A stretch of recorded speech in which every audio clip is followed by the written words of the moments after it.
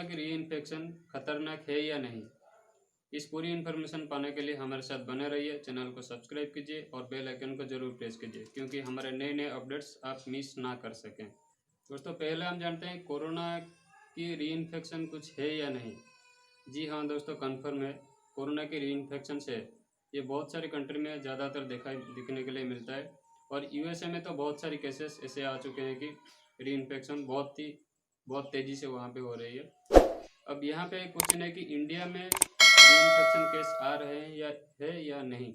जी हाँ दोस्तों, तेलंगाना में ये 2 केस आए हैं। तेलंगाना के हेल्थ मिनिस्टर ने ये अनाउंस किया है कि उनके वहाँ पर 2 री इन्फेक्शन केस आया है। उनका ब्लड सैंपल भी टेस्ट के लिए भेज दिया गया है। साइंटिस्ट ने उनका ब्लड ले गए हैं टेस्ट करने के लिए।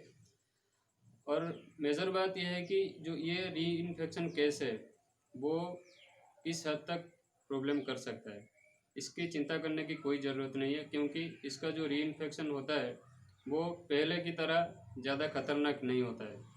क्योंकि जब उसी पेशेंट को पहली बार कोरोना हुआ था तो उसके लिए जो एंटीबायोटिक जो यूज किए हुए थे, उसका जो एंटीबॉडीज होता है वो बॉडी के अंदर बहुत मात्रा में होता है, तो इसीलिए पेशेंट को कोई दिक्कत नहीं होता है। जब 2-3 महीने के बाद पेशेंट जब डिस्चार्ज हो जाता है मेडिकल से, 2-3 महीने के बाद वो एंटीबॉडीज धीरे धीरे शरीर से कम होने लगता है।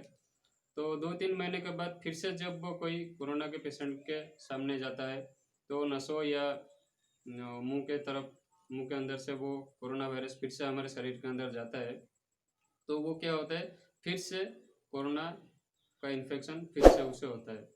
तो उसके बाद क्या होता है, तो पेशेंट को ज़्यादा प्रॉब्लम नहीं होता है, क्योंकि पहली बार जब किसी को भी कोरोना होता है वो जानता नहीं है कि उस टाइम उसको क्या करना चाहिए।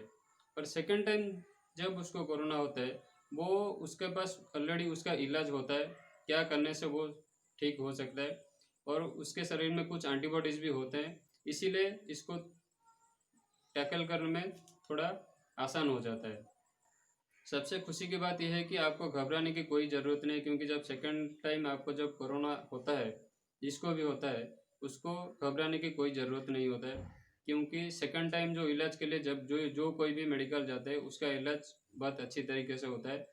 उसके शरीर में कुछ एंटीबॉडीज़ होते हैं, तो इसके लिए उसको ठीक होने में कोई प्रॉब्लम नहीं होता है। आई होप ये इन्फॉर्मेशन आपको अच्छी लगी होगी।